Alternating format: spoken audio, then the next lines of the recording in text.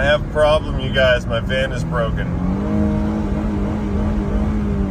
Yeah, it's very, very broken. I was trying to drive to work, and then the battery light came on. Then the squiggly traction light came on. Then the ABS light came on, and it only goes 38 miles per hour. Ring. We're almost there, though. I'm almost there. I believe the alternator has crapped out. When the alternator dies on these things, then nothing else works on them. So I believe I have lost a nature. Very unfortunate. I wish the battery light would have come on before everything shut off, but it's like I'm not that fortunate. It looks like it's only got like no gears. Yeah, it's got second gear. That's all I get. Will not shift, but I'm at the bridge and I barely made it.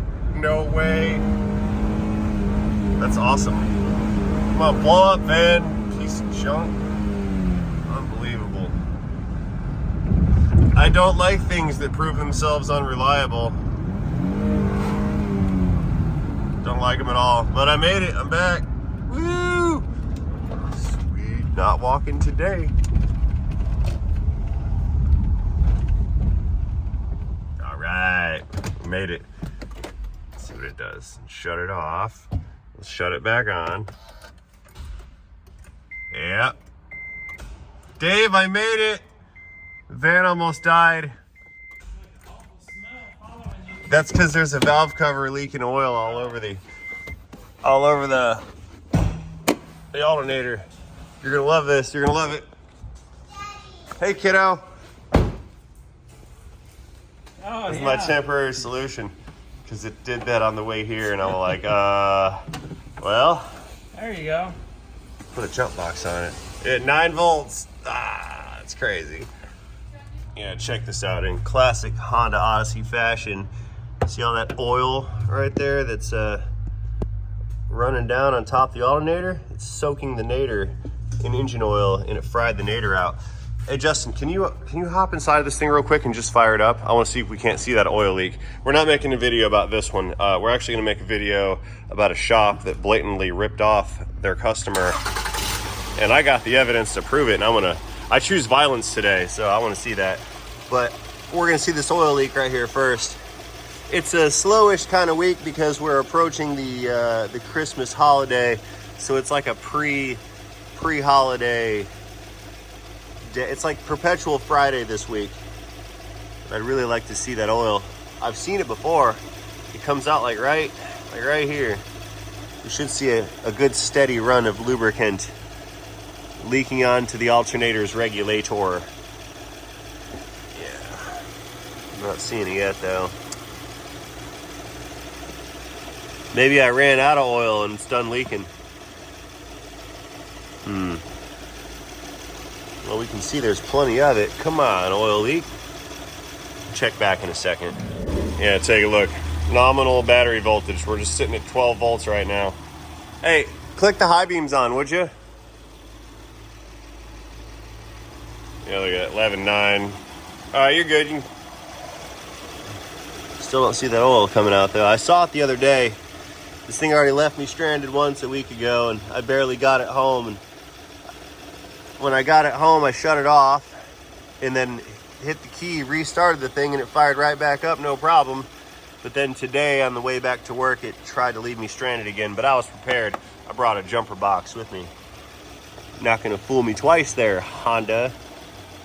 Yeah, I'm not seeing that steady stream of oil leak coming out, but I know it's there, so we're gonna have to fix that. All right, man, go ahead and back this out and move it over there so we can get these other cars rearranged.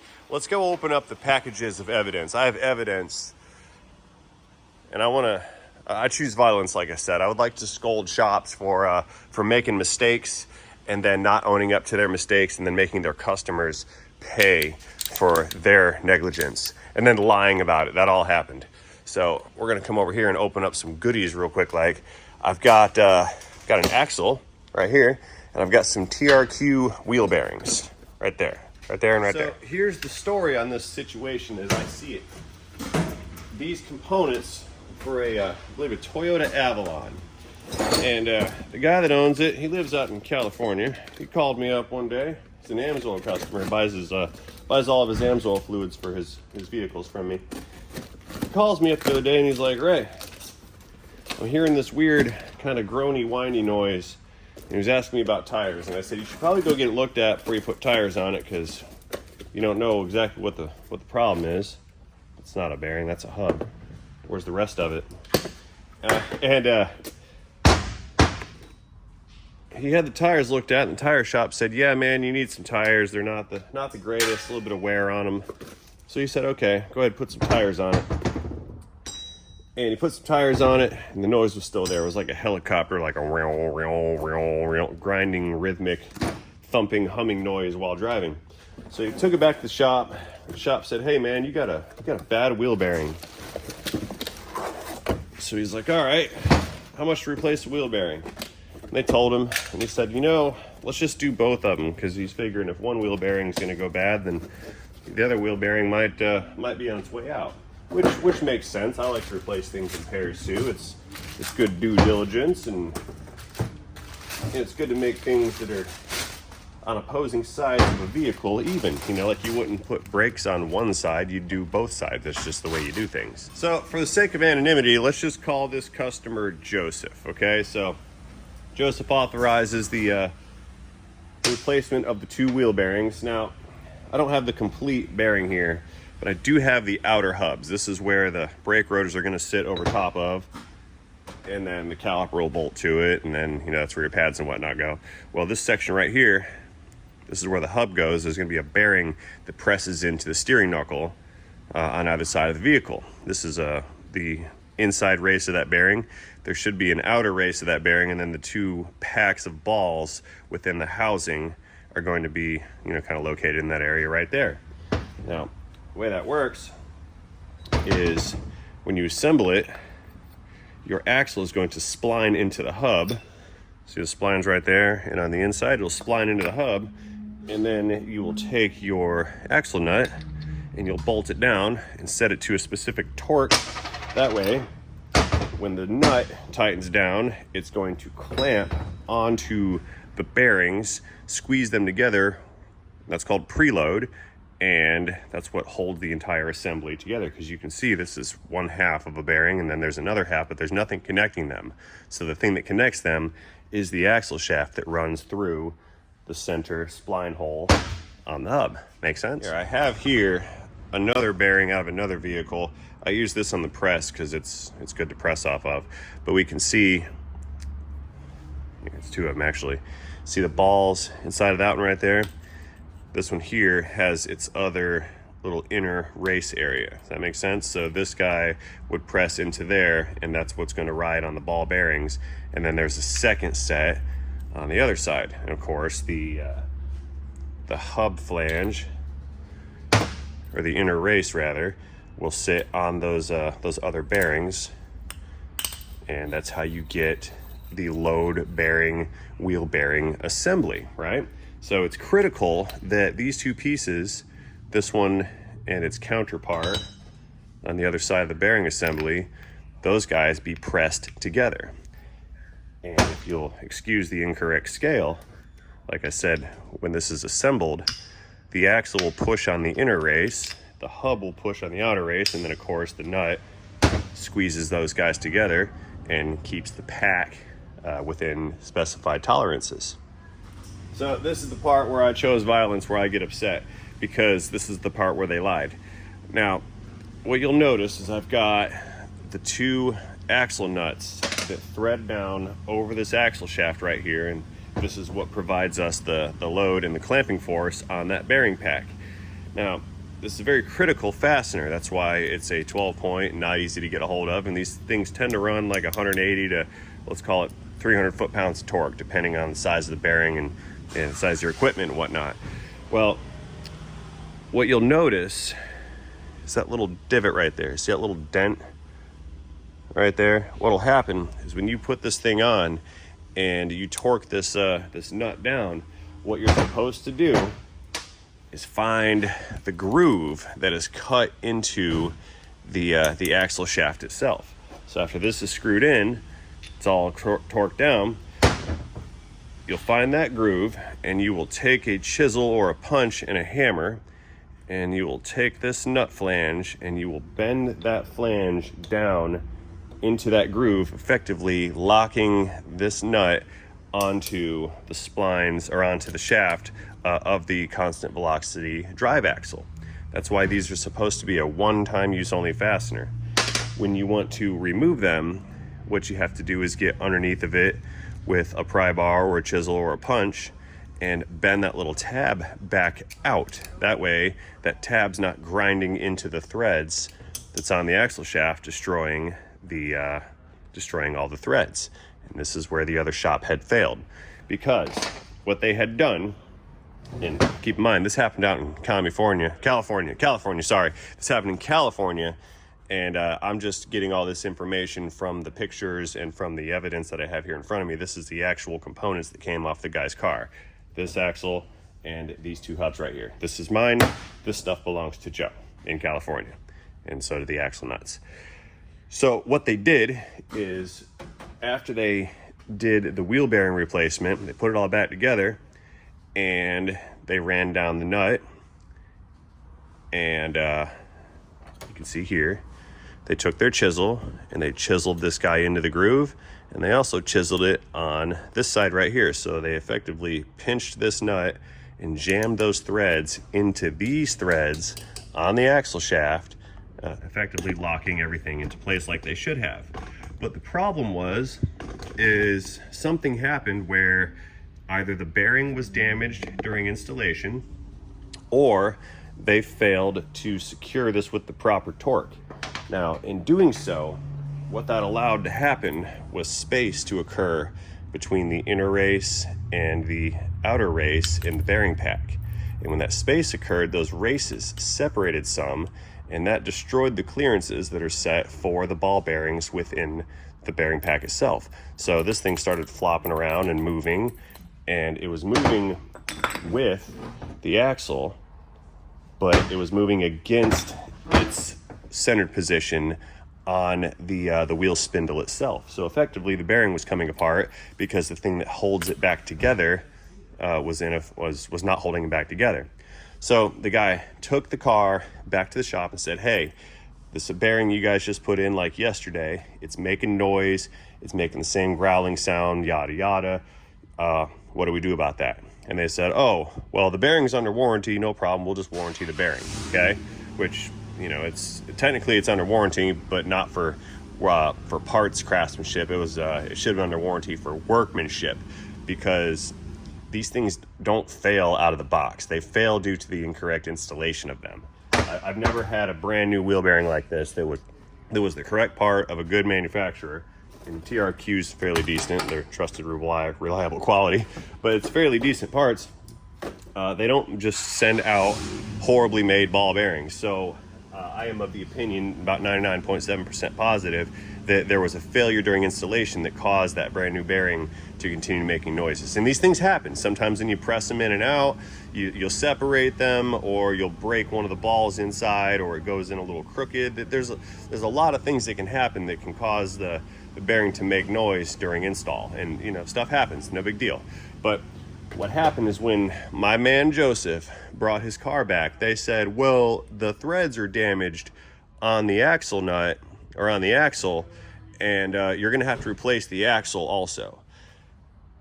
They warrantied the bearing, because the parts store that sold them the bearing would have paid like a labor repayment for it, because they would have just said, "Hey, it's faulty out of the box."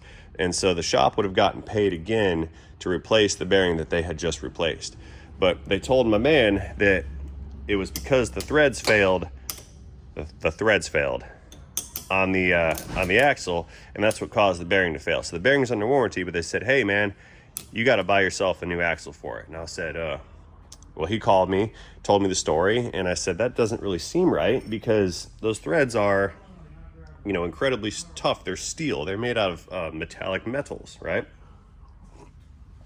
For example, if you look at your wheel lug nuts, those things, these aren't lug nuts, but it's for illustration purposes only.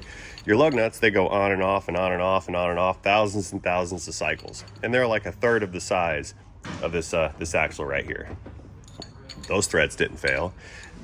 This bearing puller tool, this gets operated with an impact gun, in and out, in and out, in and out, constantly. It's been doing this for 20 something years. These threads are fine. So how are the wheel bearing threads fine?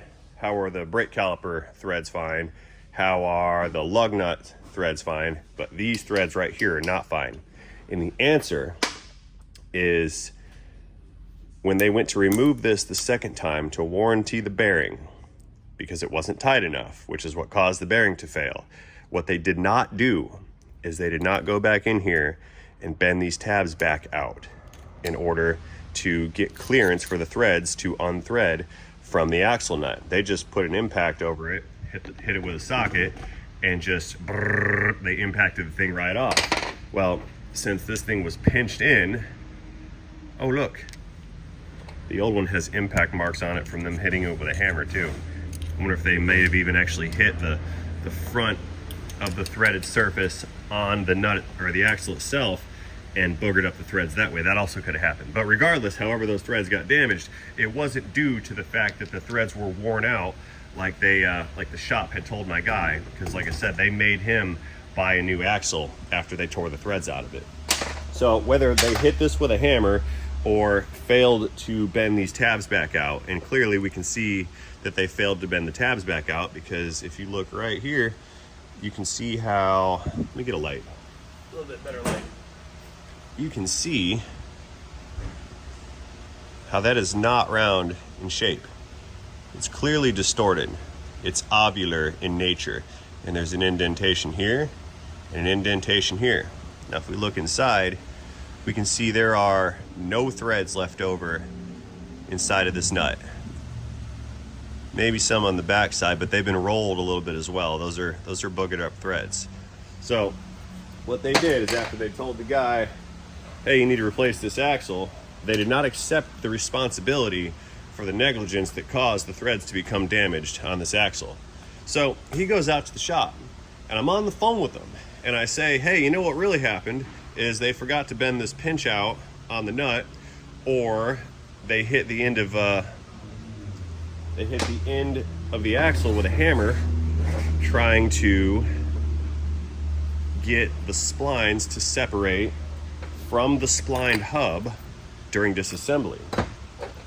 So if we look right here at the end of this axle, we can even see all kinds of metal distortion from when they had an impact driver. They're supposed to put an impact inside this little hole right here, just a little pneumatic hammer or whatever with a conical shaped bit, and just kind of drive the thing out.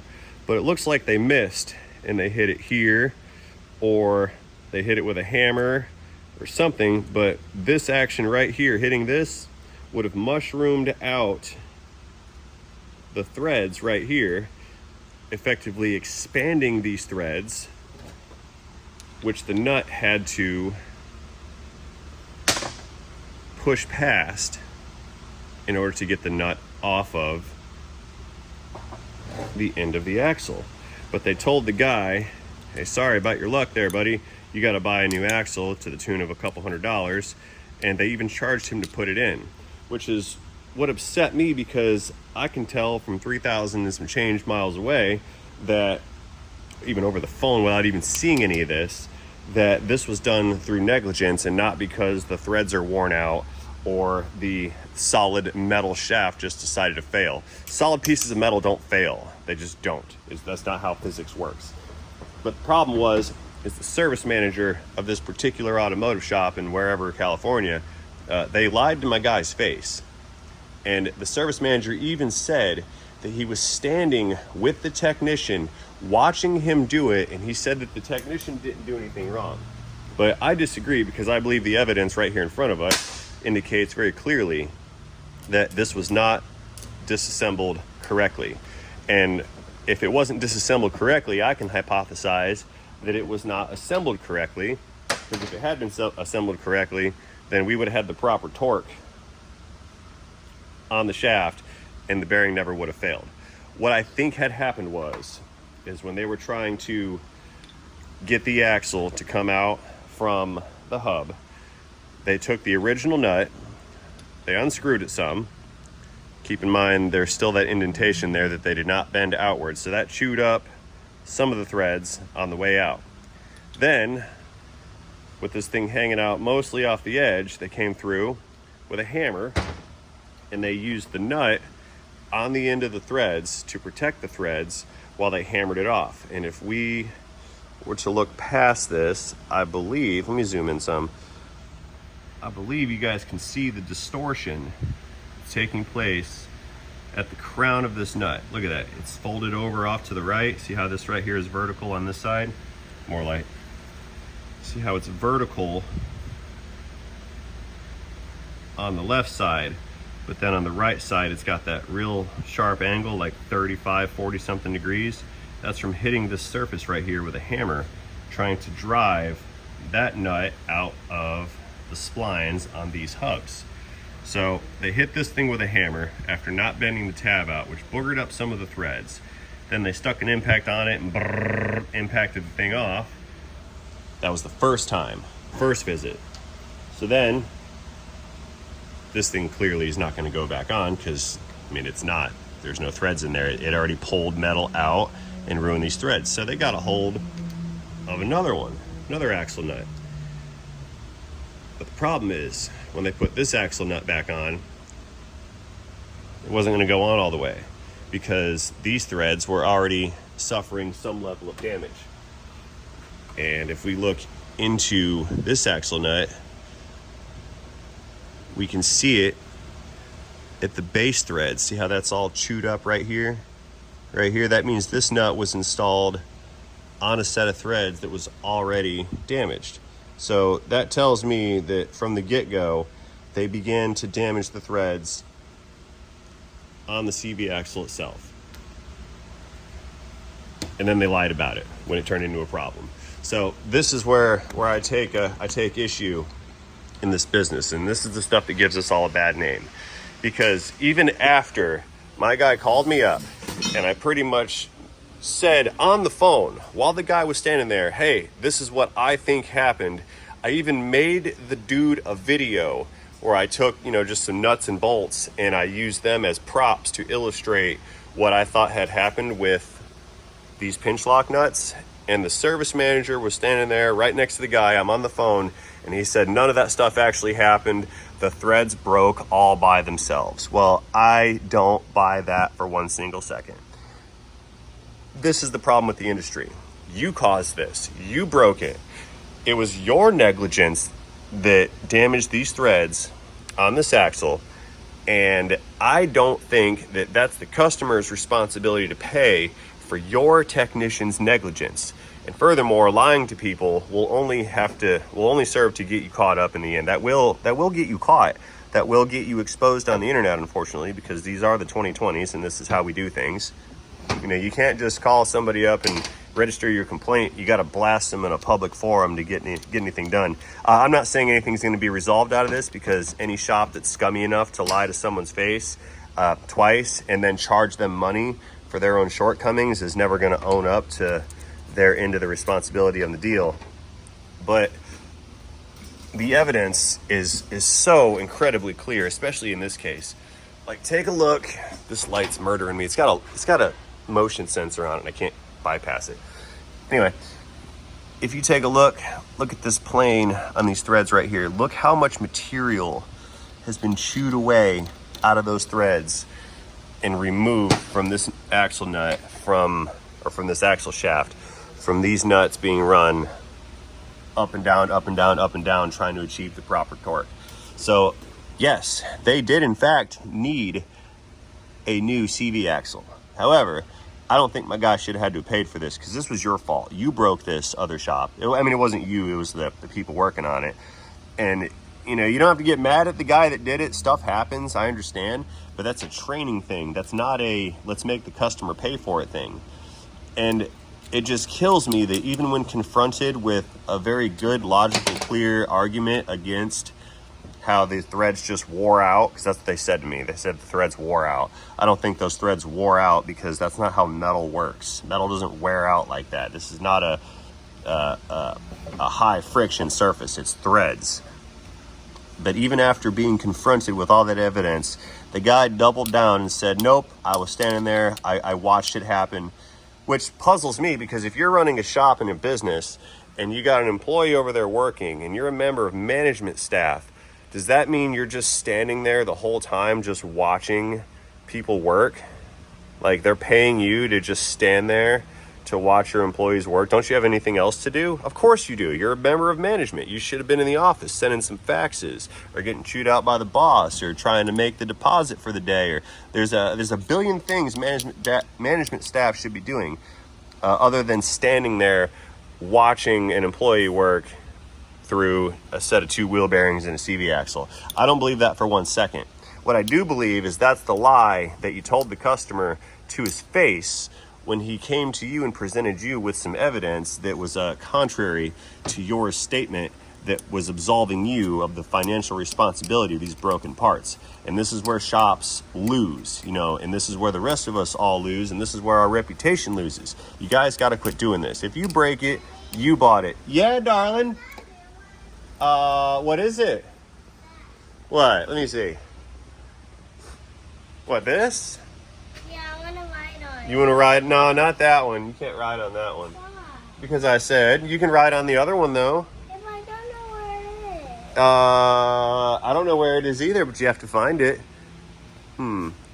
She likes to ride on the shop stools. Darling, our youngest would like a stool to ride on. Will you get her the shop stool? Where?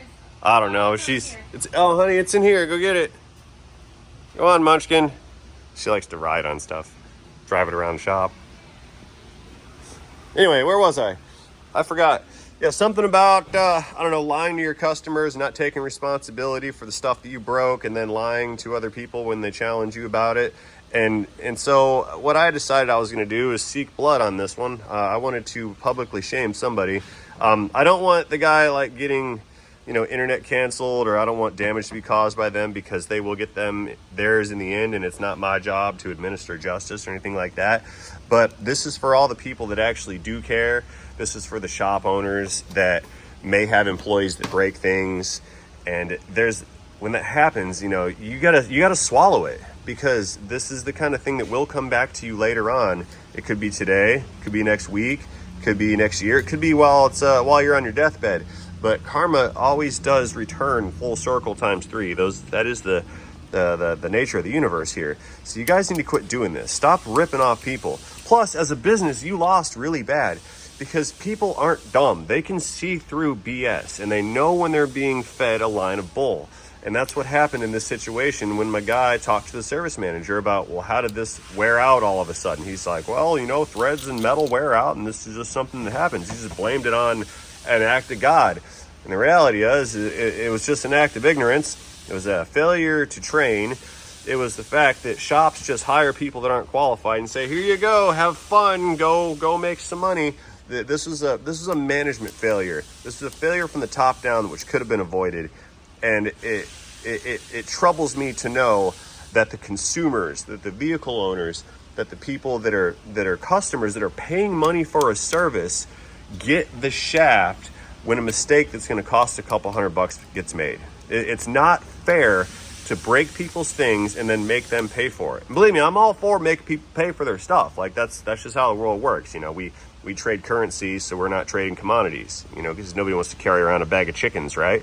We don't trade food for water or paper for wood or things of that nature. We convert all this into currency, and then we can trade currency. But you got to stop stealing people's currency through deception. It's not fair. It's not right. It gives us all a bad name. And if you don't cut it out, they're going to make us all drive electric little robot AI-driven mobiles, and it's going to kill the entire industry, and our entire culture is going to go to the wayside because you fools keep doing stuff like this just so you don't have to justify or explain to your boss that you had to buy somebody a component and give it away for free and then pay your employee to put it in, even though he broke it. It's not right, and you guys need to quit doing that. I guess the point of the rant here is that there's plenty of actual, real, honest work out there, and if you do it properly, then you have enough workflow and you have enough of a customer base to absorb when things are going to break, because they are going to break. That is the nature of this business. Stuff happens. This kind of thing does happen. I get it. But we really don't need to pass our failures as professionals onto the customers who look to us to advise them properly. That we are the authority here. And they trust us to a very large degree, because a lot of these work orders, these are big money work orders. So these people trust us with their paychecks. And we need to be able to maintain and establish those high levels of trust with our customers. Because what's going to happen, like this guy right here who got the shaft, he's never going to go back to that shop ever again. So that shop has lost out on all the future business that one single customer could have provided him. For what? So they didn't have to eat $125 or $200 axle. Like they lost all of that being short-sighted and greedy, and they failed. They failed themselves. They failed the industry. They failed their customer. And what's horrible is they're probably doing this kind of stuff to all their customers. So I guess that's a pretty good business model. You give me your car to work on, I charge you to work on it, then I break things, and then I charge you again to fix the things that I break, because now your car is stuck. Like, do you see how that works? Like, it's almost like where this is the healthcare industry, but with metal. Someone needs to have a talk with the automotive CEO. You know what? I think I'm going to throw my name in the hat for Secretary of Transportation. I can fix this problem. I know exactly what to do. What do you guys think? Let me know in the comment section down below. That's going to conclude my rant. I'd like to thank you guys for watching this video. Let me know what your thoughts are on this topic. Have you ever gotten the shaft from your shop? Register that opinion or that experience also in the comment section down below. The best comment's going to get highlighted, and then everybody can kind of play off of that one. Let's start some discussion on what we think we can do here as consumers and as service professionals to remedy these types of situations, because this stuff's got to stop. It really does have to stop. So like I said, that'll conclude my rant for the day. Thank you guys for watching this different type of video. See you guys in the next one. Have a great holiday. Merry Christmas. See you guys later in a video.